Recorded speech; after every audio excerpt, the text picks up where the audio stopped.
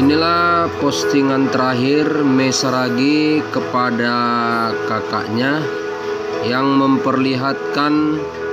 ada satu gumpalan awan atau angin yang datang dari arah kiri kapal, dan ketika peristiwa ini terjadi antara penyeberangan kapal Simanindo dan Tiga Ras sebelum kapal Mei